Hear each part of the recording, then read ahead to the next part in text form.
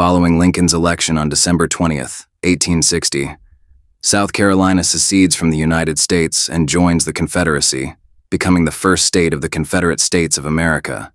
And now the stage is set for the bloodiest war in American history.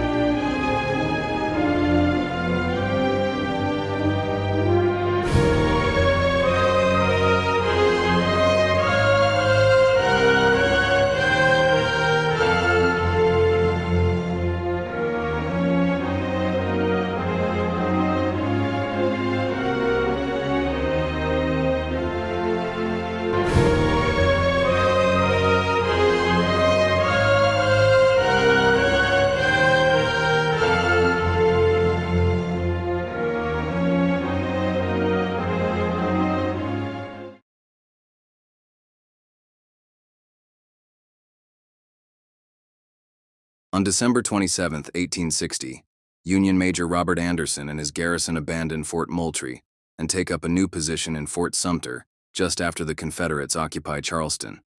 Then, in April of 1861, Confederate General P.G.T. Beauregard begins setting up defenses on the Charleston harbor, and on April 10th, he demands Major Anderson to surrender Fort Sumter, that way Charleston can be fully occupied by the Confederacy. But because Anderson doesn't surrender, Beauregard orders the cannons to open fire on the fort.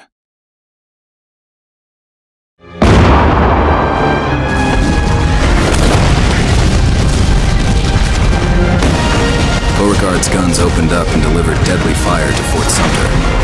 Fort Sumter exchanged fire as well. The life for the Union soldier was awful, as cannonballs hit the barracks and frightened the hungry, tired, and exhausted Union soldiers. For 34 long hours, the cannons fired and shells rained, and the barracks were torn apart. Cannonballs smashed into the walls until eventually, Anderson surrendered due to a lack of supplies and ammunition.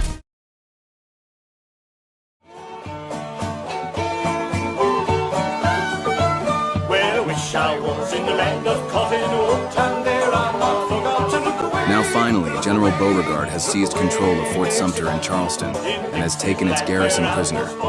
This was the beginning of the bloodiest war in American history. Mr. Lincoln, Fort Sumter has been fired upon and the Confederacy has taken the entirety of Charleston. We are at war. I shall issue a call for 75,000 volunteers. We must put a swift end to this war before it gets out of hand. Oh, we'll rally round the flag, boys, we'll rally once again, shouting the battle cry of freedom. And we'll rally from the hillside, we'll gather from the plain, shouting the battle cry of freedom.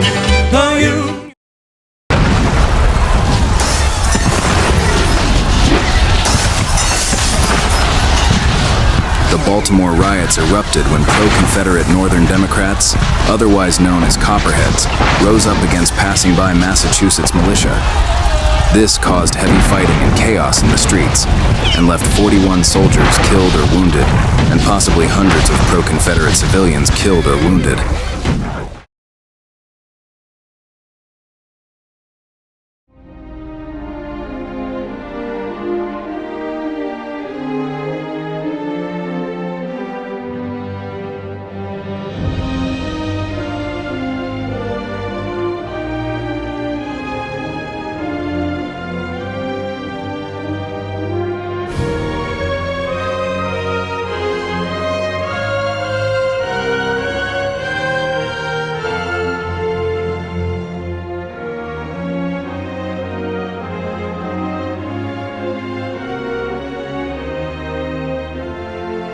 Now the Confederacy is complete, after 11 states secede, and now both sides are ready to swing into action.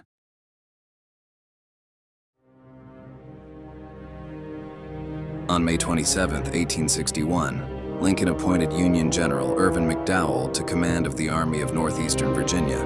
Then Confederate General P.G.T. Beauregard was appointed to command of the Army of the Potomac, and Confederate General Joseph E. Johnston to the command of the Army of the Shenandoah. Then, Union General Irvin McDowell sets out towards Richmond, the Confederate capital. The goal for Lincoln was to send a general to capture Richmond and bring a swift end to the war before a major war fully erupted.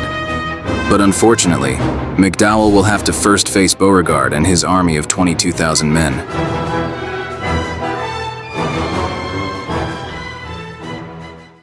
The Union Army was divided into 5 divisions, which consisted of the 1st Brigade under command of Colonel Keyes, the 2nd Brigade under command of Colonel Schenck, 3rd Brigade under command of Colonel Sherman, 4th Brigade under command of Colonel Richardson. Then the 2nd Division consisted of the 1st Brigade under command of Colonel Porter, and the 2nd Brigade under command of Colonel Burnside.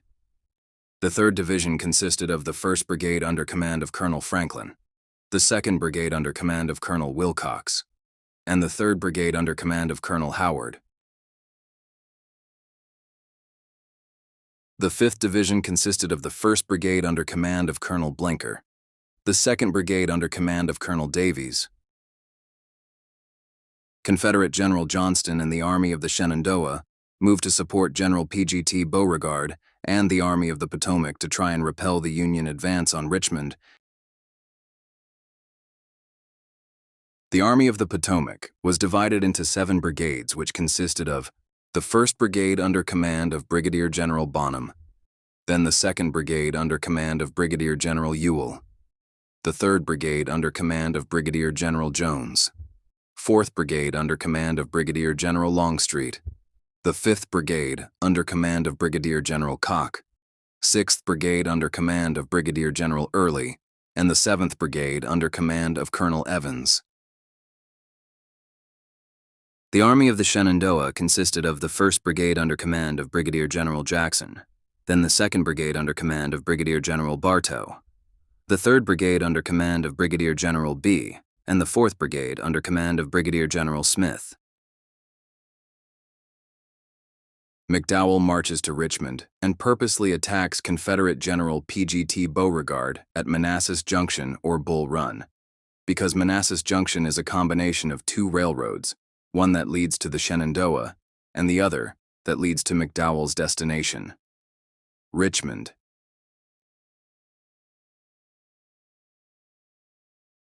The engagement before Manassas was at Blackburn's Ford on July 18th. The 1st Massachusetts and 12th New York moved towards the Confederates, which is what started this engagement. And when the Massachusetts men were moving through the tree line, they noticed men in gray on the other side. Since this was early on in the war, many of the Union wore gray, red, and blue, and the Confederates also wore red, gray, and blue, which caused confusion, including Blackburn's Ford, when a Union lieutenant called out to the other men in gray saying, "Who are you?" The Confederates responded with, "Well, who are you?" The Union lieutenant said, "Massachusetts men." Then the Confederates, realizing it wasn't their men, opened fire on the Union 1st Massachusetts. Fighting raged at Blackburn's Ford as both sides became entangled in a small but bloody skirmish on the banks of Bull Run Creek. But after suffering heavy casualties for such a small fight, the 12th New York and 1st Massachusetts fell back from Blackburn's Ford, which officially gave a setup for the Battle of 1st Manassas that would take place very soon.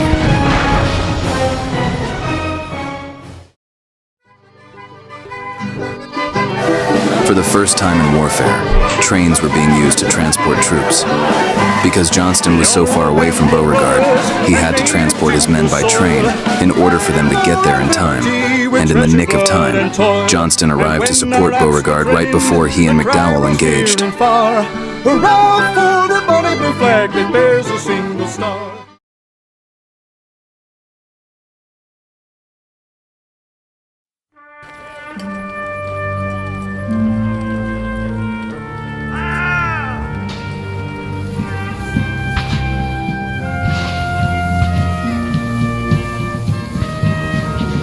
The Battle of 1st Manassas begun when Union Colonel Burnside moved his brigade onto Matthews Hill, where the courageous and brave General Evans, with only 900 men, took the task of holding off 3 Union brigades of around almost 10,000 men. Burnside moved only 1 regiment to engage with Evans' brigade of only 2 regiments while he kept the rest of his brigade in reserve. Then, when Burnside moved the 2nd Rhode Island into position, bam! The 4th South Carolina opened fire, delivering a brutal volley into the ranks of the Rhode Islanders. But then the Rhode Islanders reformed the ranks and fired back.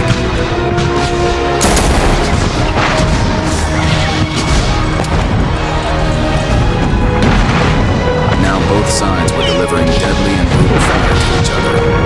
Volley after volley collapsed, clenching their wounds and bleeding. Musket balls ripped through the flesh and tore through the bone. Smoke filled the sky.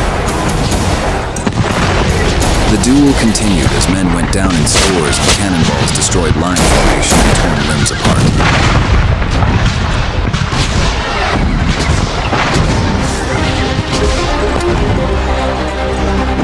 Forward, Louisianans, and on to glory.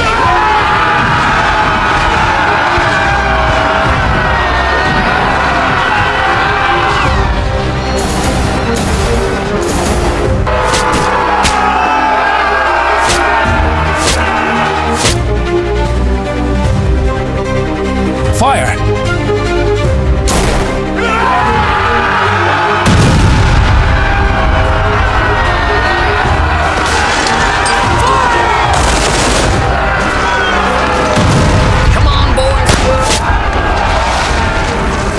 During the fight at Matthews Hill, the 1st Louisiana, under command of Colonel Wheat, who was actually a filibuster in Central America before the war, made an aggressive charge at 1st Manassas to try and drive back the faltering line of the 2nd Rhode Island. Colonel Wheat ordered a charge rather than continuing to open fire because he was so used to making these aggressive charges in Nicaragua during his filibuster expedition. But when Wheat made his charge, his men were cut to pieces, and when Wheat tried to rally his men, he was wounded, and the 1st Louisiana fell back. Colonel Slocum of the 2nd Rhode Island attempted to rally his men and make a charge, but no direct order for charge was given, and instead, Slocum charged alone and his men were left in confusion, and as he pushed on, a bullet struck him in the head, killing him instantly. Now the 2nd Rhode Island was taking extremely heavy casualties, and the line was starting to falter, and dozens of men started deserting. And now Burnside needed to make a move. So he sent the 1st Rhode Island to support the 2nd Rhode Island.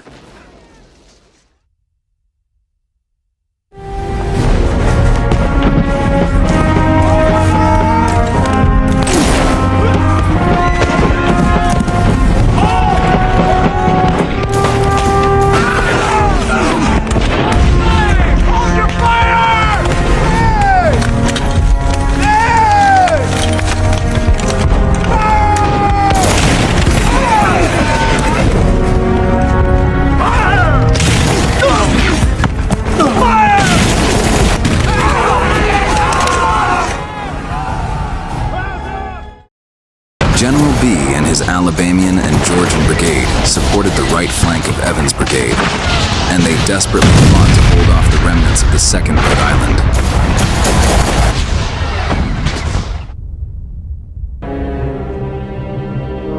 Now that the 1st Rhode Island is engaged with the 4th South Carolina, Colonel Hunter of the 2nd Division was hit by a bullet in the neck and decided to ride off the field to seek care, but he turned his command over to Colonel Burnside. And now, with Burnside in command, he sent Colonel Porter's brigade to cover his right flank and engage with the remnants of the 1st Louisiana. During the Alabamians' fight at Matthews Hill, a line of blue approached their flank, and an Alabamian ran up to the Confederate soldiers trying to rally them, until he realized too late, they were Union. Hey, Confederate boys over here, we will win this fight! And this sent the Confederate army into retreat, as men were going down by the dozens, and artillery was destroying the remnants of the Confederate brigades. And even General B himself was wounded trying to rally his men, and another Confederate brigade commander named Francis S. Bartow was killed. And now the Confederacy was in complete disarray, and it seemed like the battle was over and there might be an early end to this war and the Confederacy.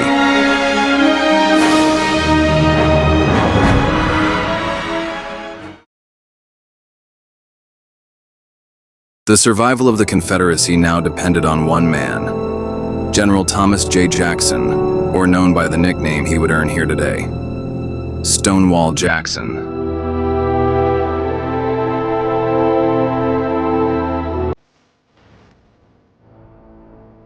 Now only one brigade held firm against the vicious and victory-driven Union Army. Jackson's brigade.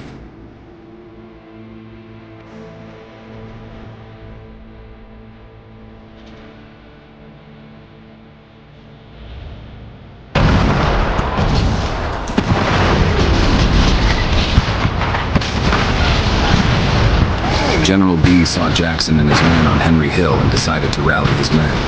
And he said to his men, "Look, there is Jackson, standing like a stone wall.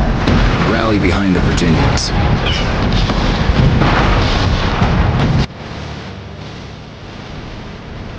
General Jackson, a God-fearing and brave general, was seen praying in the heat of battle.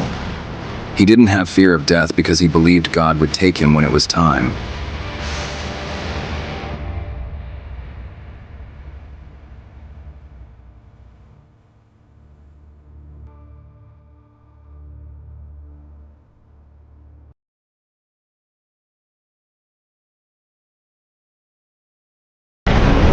Stand up! Stand up! Stand up, Virginia! Stand up, you men! Stand up, you free men! We're gonna down them! We're gonna drive them to Washington! Stand up, Virginia! Press the gate! Reserve your fire! Can they come within 50 yards? Set fire! And give them the bayonet! And when you charge, yell at furies!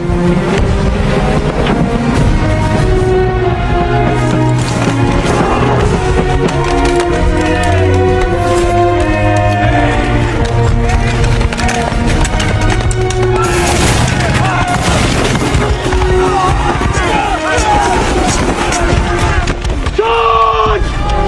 Bayonet! Stonewall Jackson ordered his men to charge, and when he ordered them to charge, he told them to yell like furies. This created a sound of yips and barks from the Confederate soldiers, which created what's now known as the Rebel Yell.